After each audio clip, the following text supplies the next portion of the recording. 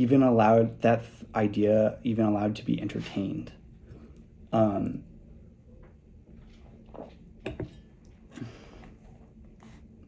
this, okay, let me just, a side note that I just thought of. This is something that I experienced firsthand when I was first learning about this, getting the details, and it was right after October 7th. Because oddly, I guess the tensions were rising, so it's maybe not that weird, but there was either a Jon Stewart or a John Oliver episode addressing the conflict, and he introduced me to maybe a potentially different narrative, and I was so confident, like I'd seen it and it was very clear, right? Then October 7th happened, and the coverage of it really made me doubt myself. Seriously. I had lunch with Jack and Lily, and it came up shortly after that, and people were talking about it a lot. It was a big conversation piece, and I remember saying, man, I thought I knew, but I don't know right now. I have to keep learning more. That is how convincing they are. And because they will go on, this was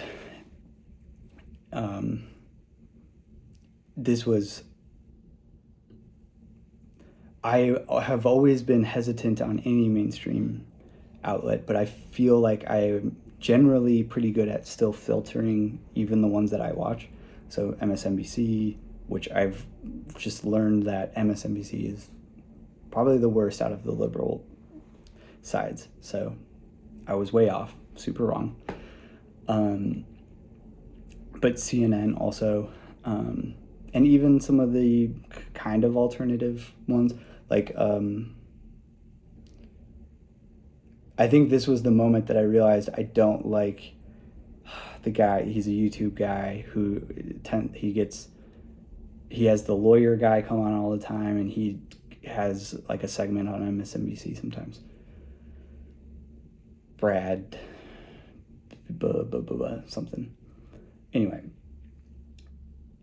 even him, I think.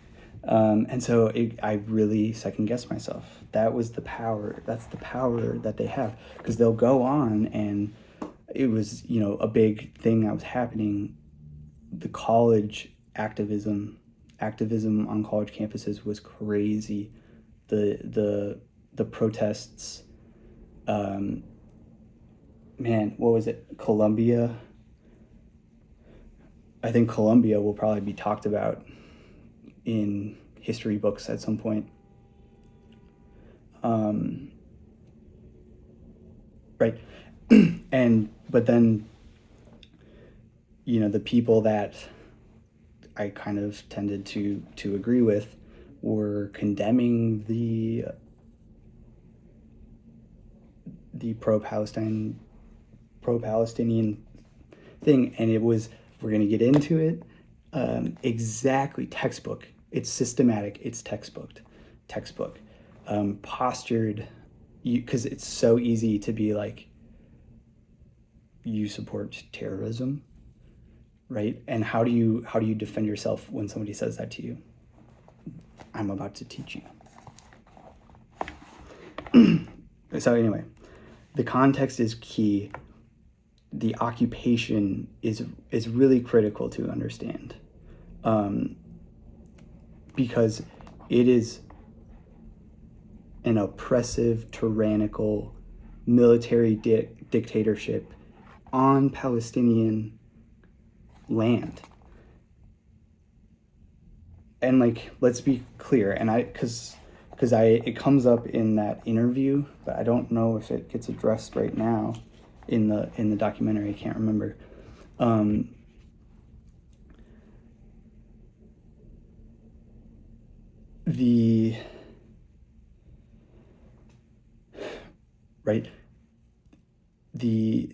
There are super well established internationally recognized borders, and Gaza and the West Bank are indistinguishable. You can't separate them, right?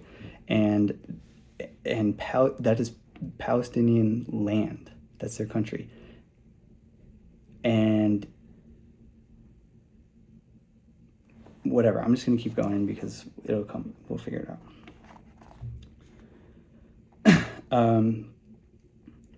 So when it comes to the riots and escalations,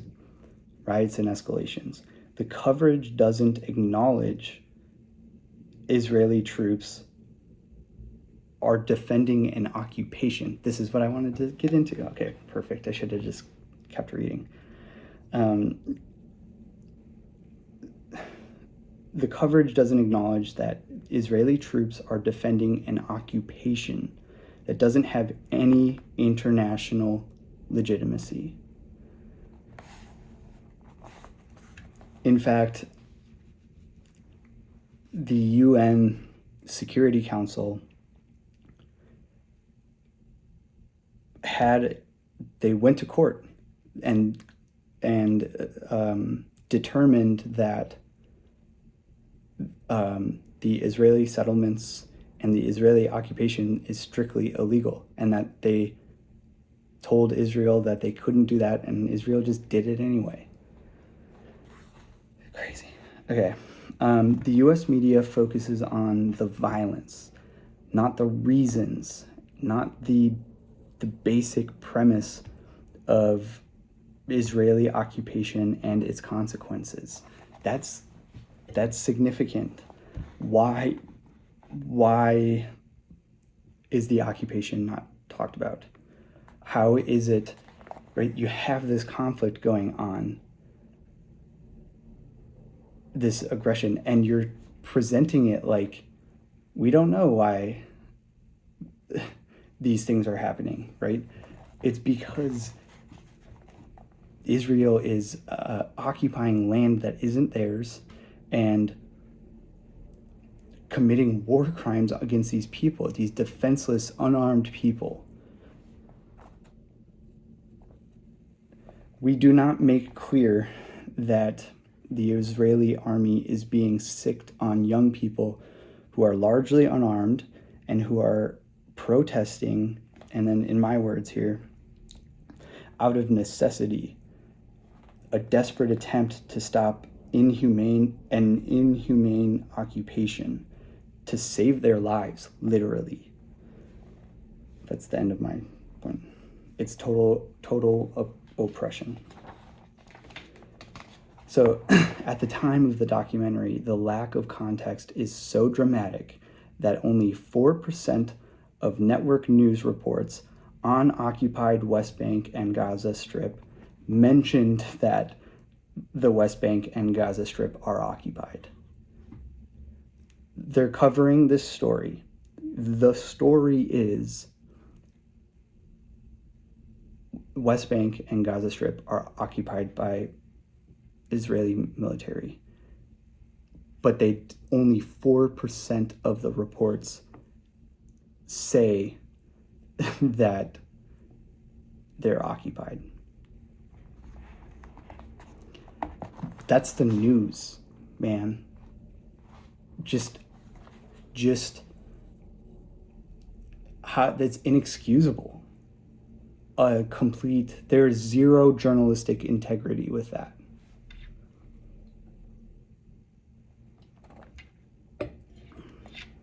All right, and then we got a quote from Hussein Ibish. Every time I say his last name, it's Yabish. Sorry, that's probably not cool, but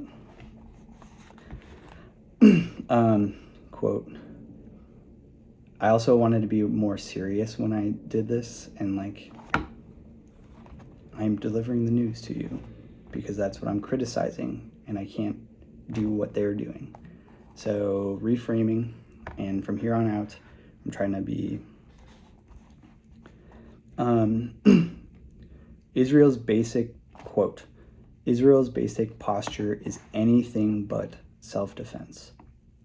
Israel is the only country in the world right now which, in contravention to UN Security Council resolutions, maintains tens of thousands of heavily armed troops outside its borders in somebody else's country for the sole purpose of taking their land away from them, and in the process forcing them to live under the worst form of tyranny imaginable, which is a foreign military dictatorship. End quote. Nails it. Nails it right there. And then, oh, I love this one. Noam Chomsky, man. Quote, "You can't defend yourself when you are militarily occupying somebody else's land. That's not it's just not defense." End quote. Like, think about that.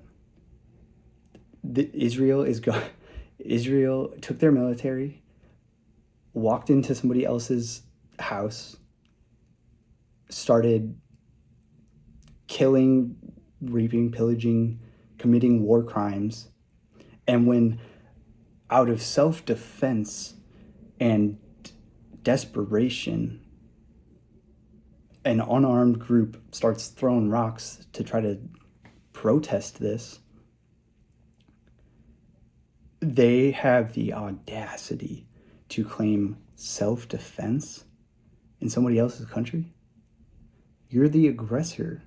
And that's exactly what they do. They get ahead of the narrative and they spin it, right? And it's just a blatant lie. Such a blatant lie that you think, oh, that can't possibly be true. That can't be what's happening. Who would do that? How you couldn't get away with that, right? That's what they are doing that. We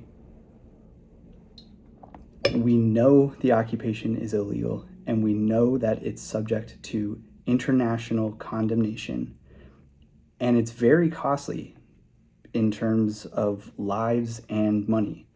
And that's very true for the Palestinians, but it's also true for Israel. So it's costly in lives and money for Israel too. So we have to ask, why would Israel continue to maintain that occupation? Why are they fighting so hard for this? And that's because it intends to annex the territories. It intends to take over control. And right there, I want to